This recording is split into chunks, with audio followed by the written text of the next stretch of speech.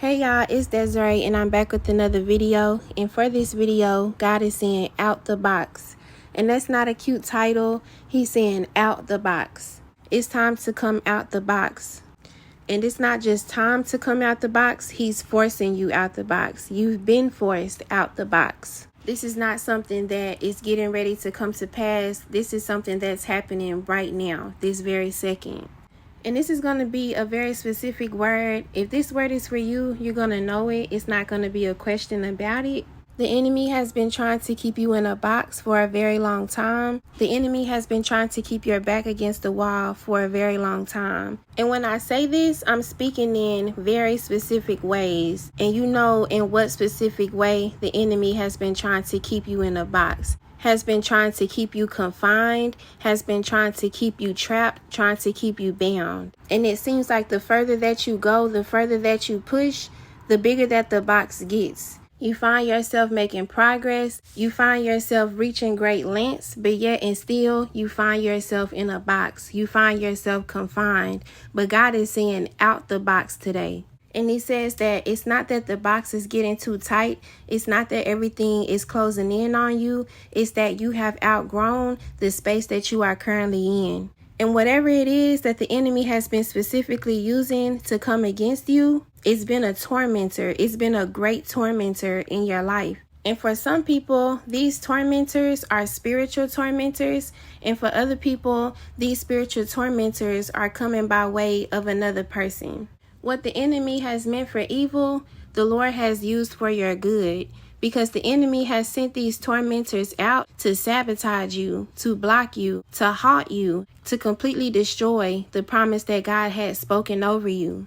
These tormentors were supposed to torment you to the point of death, to the point of you losing your mind, to the point of you giving up hope, to the point of you letting go expectation. That's why they have been so ruthless, and it's not personal. Some of y'all are still thinking it's personal, not realizing how many generational curses are standing behind this defeat. Some of y'all are still thinking that it's a small thing. Some of y'all are still thinking, oh, I just keep on hearing no. Oh, I just keep on getting rejected. Oh, it must just wasn't my turn. And the whole time you've been being tormented. And as the enemy attacked you, God has been rebuilding you and he's been reinforcing you. Some of you are thinking that this whole time that God has been building you up, God has been building you up, tearing you down, building you up again, 10 times stronger, tearing you down and building you back up. Because some of y'all thought that y'all waste precious time with the tormentor. Some of y'all thought that those tormentors were able to rob y'all. Some of y'all are giving the despair credit to the enemy. Yeah, you had to fight. Yeah, you had to war, but you weren't being beat down. You weren't being worn down. God was simply taking his time to make sure that he defeated every enemy sent out before you. Especially those enemies that were set up in place before you were even born. It's deeper than a promise. It's deeper than a blessing. It's deeper than just new life. This isn't just life-changing. This changes generations. This breaks chains that have been established generations on generations before you. It's deeper than that. This casts down strongholds that have been placed over your bloodline. God was not hardening Pharaoh's heart for no reason. Pharaoh didn't seemingly have the upper hand for no reason. It was all designed by God. It was all a part of God's plan. Because while your tormentors thought they were having their way with you, they were only setting themselves up for the greatest defeat. Because this time, your tormentors will plague you no more. I know they resurfaced last time. I know you thought you were good and they popped up out of nowhere. But the enemies you saw yesterday, you shall see no more. And I say yesterday because you're out the box today. And God says that every time you started over, it's because another enemy arose. He says every time that you started over, every time you had to do it again, every time you had to press restart, God says it was never a failed start. It was never a false start. But only if you knew how diligent your enemy was. Only if you knew how persistent your enemy was. Satan wasn't planning on you making it. Satan wasn't planning on you seeing this day. Satan wasn't planning on you seeing the victory for real. He knew what God spoke. He knew what God said. But he thought if I could just torment them long enough. If I could just have my way with them long enough. If I could just come down on them hard enough. And God gave him free reign.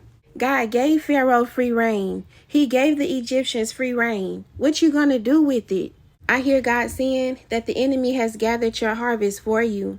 The enemy has gathered your grain for you. Pharaoh and the Egyptians had to be utterly defeated in order for the Israelites to truly see their promised land, how God wanted them to see it. Safely, not having to look over their shoulders, not having to wonder if that enemy is still dead. He wanted them to know that they had the sure victory. He wanted them to know that they know that it's time to eat good and eat plentiful. He wanted them to know that they can now rest well, that they can now rest easy, because every enemy has been defeated, utterly defeated. And God is saying that Satan cannot put you to work again. And when he's saying this, he's speaking in the same sense of Pharaoh putting the Israelites to work. And this is going to be for some of you who have been in situations where you have not had to compromise your spirit, but you had to compromise your peace in order to remain working. Because ultimately, although the Israelites were working under Pharaoh's rulership, they were working at God's command, because that's the position that God had willed for them at that time. You had to work under the scrutiny of the enemy at God's will. And it wasn't out of rebuke. It wasn't out of judgment. It was God's will. It's what he had purposed, because his plan all along was to make sure that every enemy was drowned out, to make sure that every tormentor was defeated. God is saying, you felt like I had forsaken you. You felt like I had forgot about you, but I wanted to make sure that I drowned out every enemy. If you only knew how persistent your enemy is, if you only knew how diligent your enemy is, your tormentor is.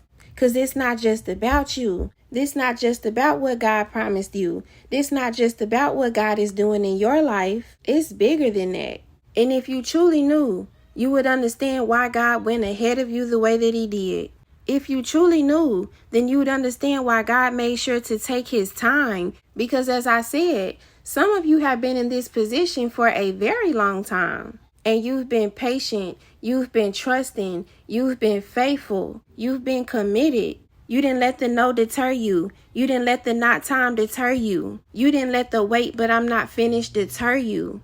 And now that God has wiped out all of your enemies, now that God has utterly destroyed all of your oppressors, all of your tormentors, out the box, Satan cannot put you to work anymore, because God no longer has purpose or use for that position. And just like the Israelites, some of y'all have found yourselves in a back against the wall situation. The enemy thinks that he's going to put you back in the box. The enemy thinks that he has you right where he wants you, right where he needs you. The enemy thinks he has you in the perfect position for a wipeout, and not realizing that the tables have turned. And all Moses had to do was lift up the staff, because the word was already in it. God is only going to give you a simple instruction. You're not going to have to fight your way out this time. You're not going to have to claw your way out this time. You're not going to have to scratch at the surface this time. It's not going to be hair pulling this time. Last time, there was an enemy that still needed to be defeated. Last time, there was still an enemy that needed to be drowned out. This time, every enemy is utterly destroyed. This time, you not only have the sure victory, but it's manifesting in full. Because plague 1, the Israelites already had a sure victory. Plague 1, God's plan was already to deliver his people. Plague 1, God's plan was already to bring his people to the promised land. Somebody has been in this position before, where the enemy was trying to force them back into that box, and you had to go. Maybe you had to go back. Maybe it was still some tormentors lingering around. Maybe it was still some old wounds that you didn't realize you had. Maybe it was some old hurts that God still wanted to soothe. God don't want to just bless you. God wants you to be at peace. God wants you to be comfortable. God could have been poured out over you. God could have been brought you some fancy stuff. God could have been released some money to you. He wants you to be soothed. He wants you to be comfortable. He wants you to be at rest. He wants you to be at peace. Just like David said, and after I had rest from all of my enemies. This what you've been asking him for, a sure victory. This what you've been waiting on him for, a sure victory. And God says, thank you for allowing him to take his time, because this wasn't just about you. Thank you for being patient with him, because this wasn't just your victory. This wasn't just your breakthrough. This isn't just your testimony. This isn't just your story. Somebody thought that they were just laid up and enslaved. It's somebody else's story. Not only did he speak the word, not only did he give you the expectation, not only is he the author of that hope, but this is somebody else's story. You will not be put back to work. Stand boldly, stand firmly. You know what you feel in your spirit. You know what you hear in your heart. You will not be going back to work. In fact, your captor is coming to ruin. Don't be dismayed if it looks like the enemy is coming full throttle for you. Don't be dismayed if it looks like the enemy is coming full charge for you. Because the word is already with the instruction, and you have the sure victory. You have the sure defeat. This is the final moment. Because somebody knows it's their final moment, scared to believe it's their final moment. This is your final moment. You will not be going back to work. The enemy will not be putting you back in the box. And who the Son sets free is free indeed. Out the box.